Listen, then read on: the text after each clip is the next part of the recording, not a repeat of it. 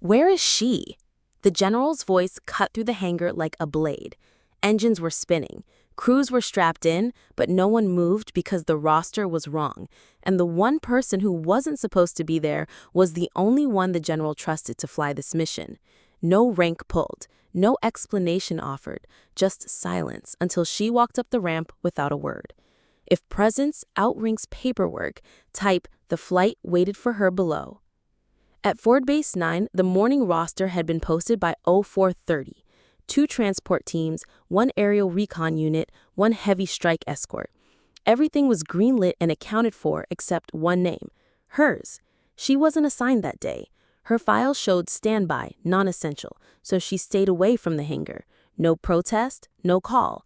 The designation stung, but Warrant Officer Kira Lo had learned not to question administrative decisions that didn't make sense. She'd served long enough to understand that military bureaucracy often operated independently of operational reality. Meanwhile, the mission briefing went on without her. 3 teams assembled, each led by officers who barely noticed her absence. The briefing room buzzed with the controlled energy of pre-mission preparation. Maps covered tables, communication checks echoed across multiple frequencies. Pilots reviewed flight plans while crew chiefs verified equipment manifests, but something felt incomplete. She was in the back compound helping recalibrate a damaged headset when she heard the roar of twin rotors firing up. The work was routine, adjusting frequency filters and testing signal clarity, the kind of technical maintenance that kept communication systems operational but rarely received recognition. It should have been routine until the sound cut out and someone yelled. The sudden silence was wrong. Helicopters didn't just stop mid-startup unless something critical had failed. A full bird colonel burst into the flight deck. Someone stopped that ramp. Colonel Hayes moved with the urgency of someone who'd identified a mission-critical problem. His voice carried across the hangar with authority that made every person freeze in position. But before the crew chief could respond, the general himself stepped onto the loading ramp of the command transport. General Roth rarely appeared on flight decks during routine operations. His presence suggested that whatever problem had emerged was significant enough to require immediate command attention.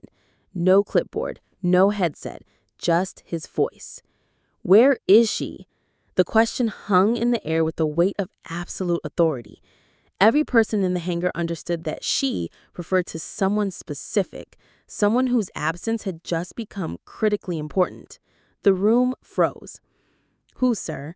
Master Sergeant Collins asked the question every person in the hangar was thinking but afraid to voice. You know damn well who I mean. Where is Warrant Officer Kira? The name carried weight that transcended her official rank. Kira Lo wasn't just another pilot.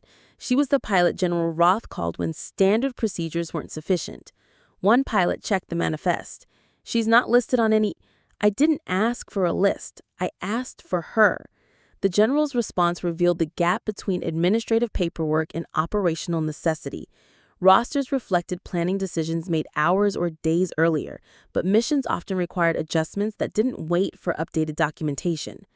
The entire hangar fell silent because everyone present understood they were witnessing something unusual, a general overriding mission assignments, a search for someone whose name wasn't on official documents, but whose presence was apparently essential. Kira Lo had a reputation that existed in the spaces between formal recognition and proven capability. She flew missions that officially never happened, solved problems that weren't supposed to exist, brought people home from situations that challenged the limits of standard rescue protocols. But she also operated outside the administrative systems that tracked routine operations, which meant that when her skills were needed, finding her required something more than checking duty rosters. It required knowing where quiet competence went when it wasn't officially required. And today, quiet competence was exactly what the mission needed. There's a moment when no one dares move until the one person meant to lead finally arrives. If you felt that silence, type "the sky held its breath" below. Word traveled fast. Within 3 minutes, someone sprinted to the comms tent at the rear of the compound. The base communication network moved information with practice efficiency. Emergency protocols exist for locating personnel who weren't at their assigned positions. But this felt different, more urgent, more personal. Kira was still adjusting antenna line when a corporal ran up breathless. The technical work required precision. Frequency calibration affected communication clarity across multiple operational channels. But her attention suggested that her attention was needed elsewhere. "Ma'am, you're being requested by General Roth personally." The message carried implications that went beyond routine orders. Personal requests from general officers suggested situations that couldn't be resolved through standard chain of command procedures. She paused, looked at the sky. The gesture seemed casual, but Kara was reading atmospheric conditions with the instinct of someone who'd flown through weather that challenged both equipment and pilot skill. Then simply said, "Understood." No questions about the nature of the request, no concern about her current assignment status, just acceptance that her skills were required somewhere else. She didn't run, didn't rush. She walked across space like she belonged to the silence. Her pace was deliberate, unhurried, the confidence of someone who understood that panic solved nothing, while competence solved everything. By the time she reached the hangar, every eye was already on the ramp. The assembled personnel had formed an informal corridor, not ceremonial, anticipation. Everyone sensed they were about to witness something significant. The crew chief stepped aside. No one asked for her ID. Master Sergeant Rodriguez had worked with Kara on dozens of operations. Her face was authorization enough.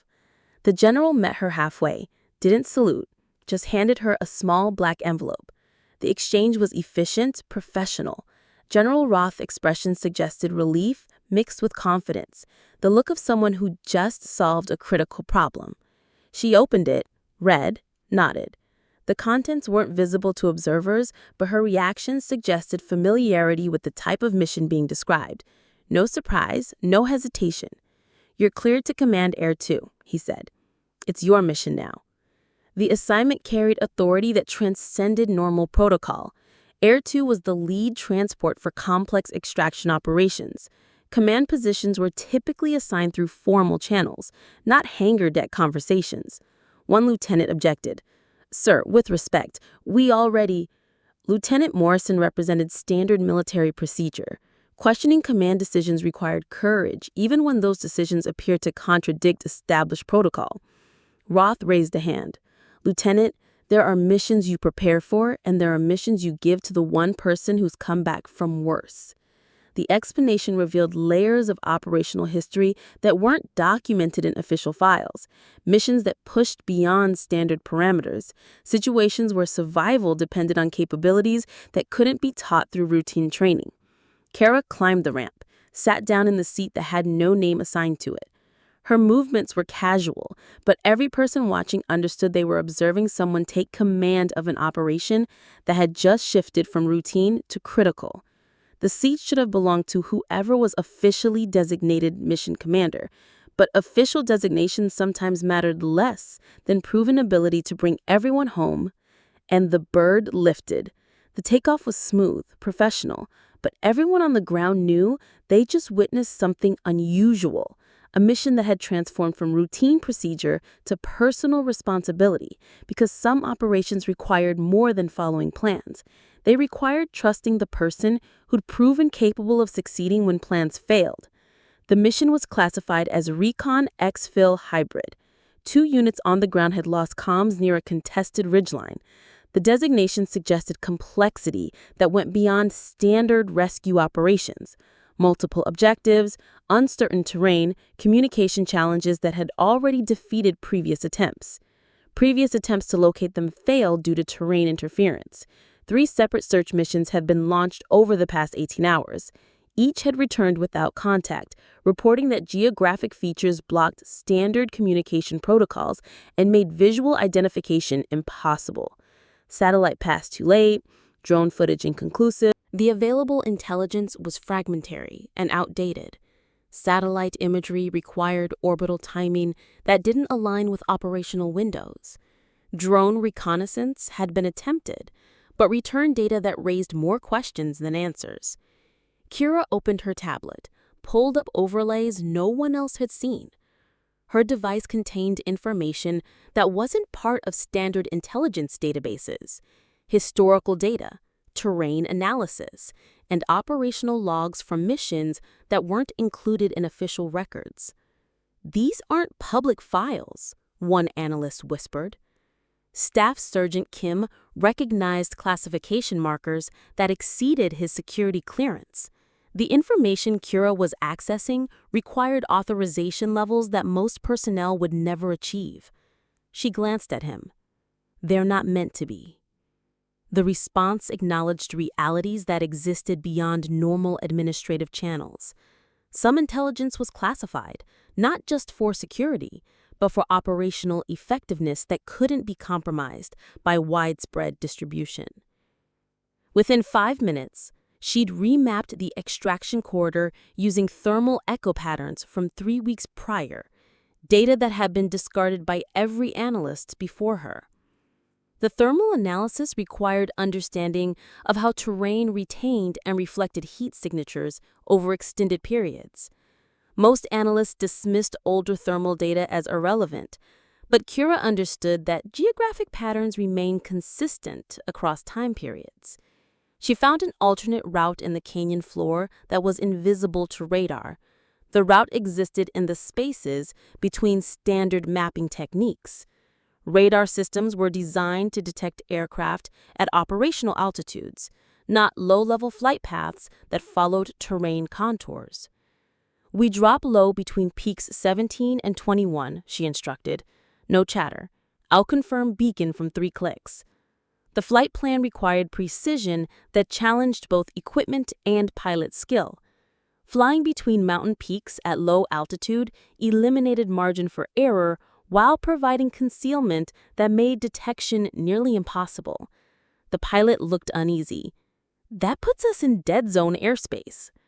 Captain Walsh had flown combat missions across multiple theaters, but the route Kira proposed went beyond standard risk parameters, into territory that officially didn't exist on flight maps. "Exactly. They won't see us coming. Neither will whoever's watching them." The explanation revealed tactical understanding that went beyond rescue operations. The missing units weren't just lost. They were potentially under surveillance by hostile forces that standard approaches would alert. 10 minutes later, they touched down without ever triggering a single ping. The landing was executed with precision that made detection equipment useless.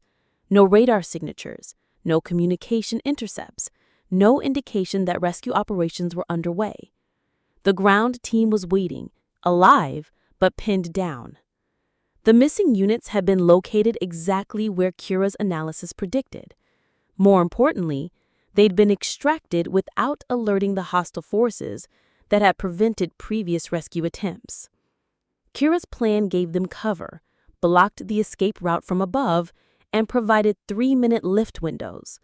The extraction protocol accounted for multiple contingencies while maintaining operational security that prevented enemy response. No shots fired, no alarms raised, and in 15 minutes, everyone was in the air again. The mission that had defeated 3 previous attempts was completed in less time than most rescue operations required for initial approach. Success through preparation that existed outside official channels, executed by someone who understood that the best plans were often the ones that weren't written down. Because some operations succeeded not through overwhelming force or perfect intelligence, but through individuals who saw possibilities that others missed. Back at base, the transports landed quietly. No crowd, no reporters. Just General Roth waiting at the edge of the tarmac. The absence of ceremony was deliberate. Operations that officially didn't happen couldn't be publicly celebrated. But recognition existed in quieter forms that mattered more to those who understood what had been accomplished. Kira stepped off, handed him the same black envelope, now filled with maps, infrared logs, and a hand-drawn exit diagram.